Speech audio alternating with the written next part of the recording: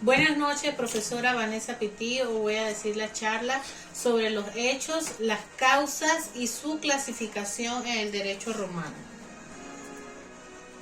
Un hecho jurídico es un hecho que produce consecuencias jurídicas, algunos ajenos al derecho, otros que son causas determinantes de la adquisición, la modificación o la pérdida de un derecho.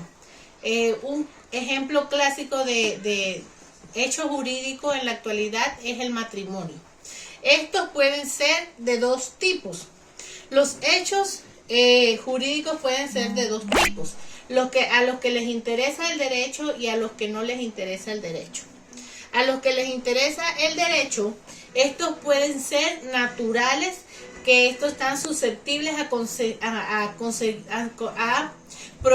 producir una consecuencia jurídica. Los naturales están llamados también hechos jurídicos. A los que produce la voluntad de un hombre son actos jurídicos, y estas son manifestaciones libres de la voluntad del hombre, y estas se pueden producir de dos formas, dando resultado un acto lícito que es permitido por la ley, y un acto ilícito que es cuando se vulnera un derecho.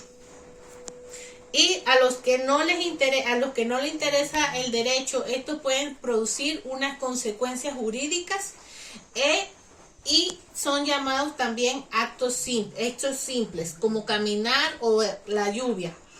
La clasificación de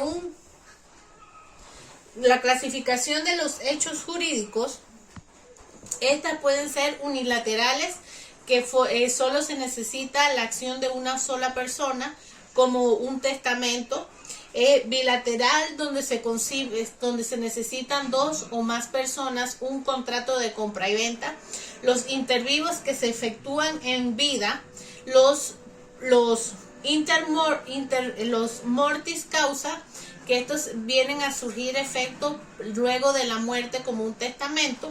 Los formales, los no formales, los causales, los no causales, los abstractos o onerosos, los gratuitos, que son las donaciones, los civiles, que donde están todas las leyes, y los pretorianos, que estos venían más bien del derecho pretoriano, y estos se regían por edictos. Los elementos jurídicos, estos pueden ser esenciales, donde se manifestaba la voluntad del sujeto. La voluntad del sujeto podía ser tácita o expresa. En las expresas, esta podía ser oral o escrita. En la tácita, esto con solo un gesto de la cara ya se entendía que se estaba dando un hecho jurídico. El silencio no tenía valor. El silencio esto era cuando estábamos obligados a pronunciarse.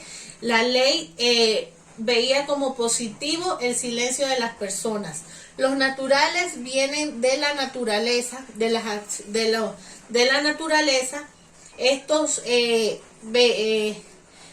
veían más bien el acto mismo de los hechos, para que se diera la naturaleza del acto.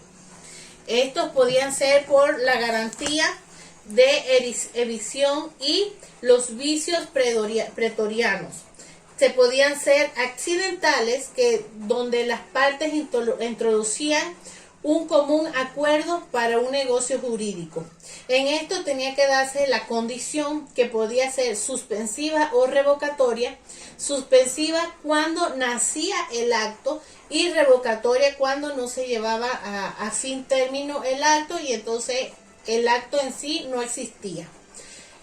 Los efectos de la condición, estos podían ser si la condición se incumplía, si la condición no se incumplía, o si la condición se cumplía. Cuando la condición se incumplía, esta cumplía todos los requisitos y el acto nacía. Cuando se incumplía, surtía efectos y las obligaciones que se adquirían, y cuando no se incumplían era porque el acto en sí nunca existió. Entonces, las causas de la condición pueden ser causales, potestativas o mixtas. Los plazos era una declaración accesoria de la voluntad del mismo acto y esta podía ser un acontecimiento futuro y cierto. Estas se podían dar cuando se sabía que llegaría el acto, pero no cuándo. Cuando se sabía que el acto llegaría y cuándo. Cuando no se sabía si iba a llegar, pero sí cuándo, o sea, un cumpleaños, y cuando no se sabía si llegaría ni cuándo. Los elementos jurídicos de un negocio, los elementos del negocio jurídico, estos se veían por la capacidad del hombre, la voluntad interna y la declaración de la voluntad.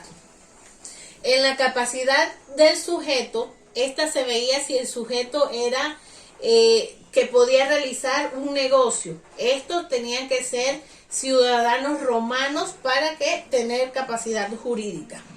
De la voluntad del hombre interna era si se veía que la persona no tenía miedo, no llevaba dolo, no había sido violentado. Entonces ya se veía la capacidad interna. La declaración de la voluntad era cuando se exteriorizaba mi voluntad para hacer un negocio jurídico y entonces ya se daba el mismo acto jurídico efectivo.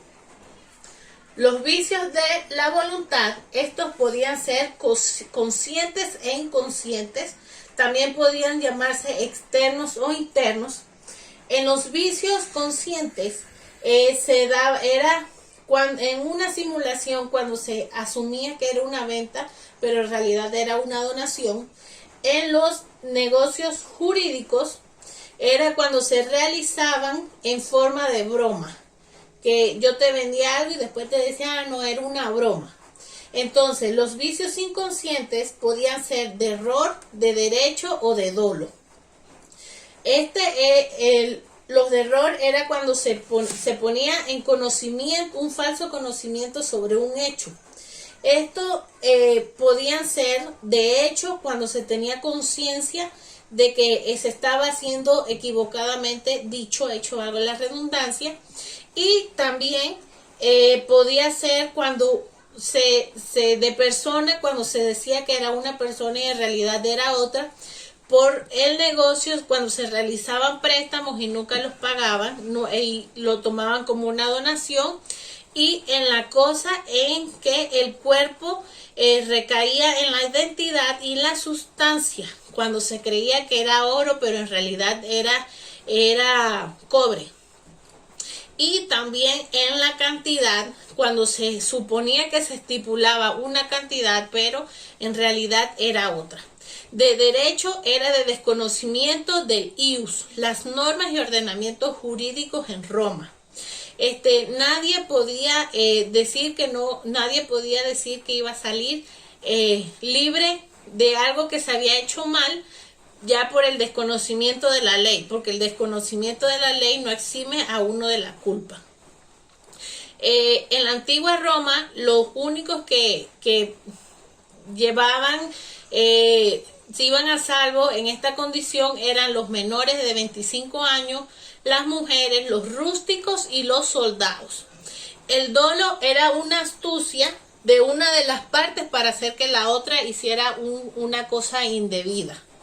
Entonces el dolus podía ser dolus bonus, era cuando se exageraba algo, y el dolus malus, que era más bien en el tiempo de los pretorianos, cuando se anulaba un caso y se tenía que restituir a la demás persona por el daño causado. Las cosas para los romanos venían del vocablo res, que hacía alocución a todo lo que es útil y accesible, deseable para un individuo. Esto era objeto del derecho. Los romanos, ellos amaban todo lo material, todas las cosas como los objetos del mundo que podían ser susceptibles a la apropiación de ellos para sacar un bien común. estos generaban o se generaban obligaciones. Entonces las cosas, Galo tuvo la clasificación más grande de las cosas que luego fueron adicionando otras cosas cuando el tiempo de Paulo, Florentino, Marciano, Ulpiano. Entonces ellos lo dividían en dos grandes grupos, las Rex in Commercium y las Extra Commercium.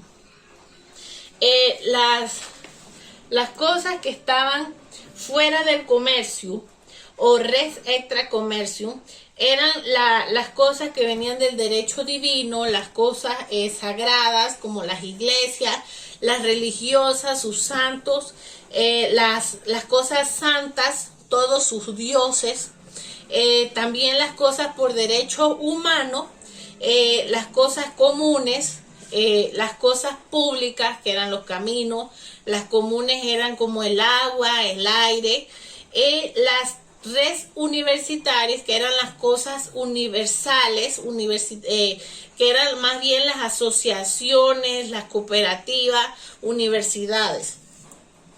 En las que se llevaban dentro del comercio, el res in commercium, que estas podían ser apropiadas de los particulares para llevar un bien común. Estas podían ser cosas de uso común para todos los romanos y también eran las cosas públicas, calles, iglesias. Y habían dos grandes clasificaciones en la antigua Roma, que eran las res mancipi y las res in mancipi. Muchas gracias. La justicia es la constante y perpetua voluntad de dar a cada quien su derecho. Justiniano. Muchas gracias, profesora.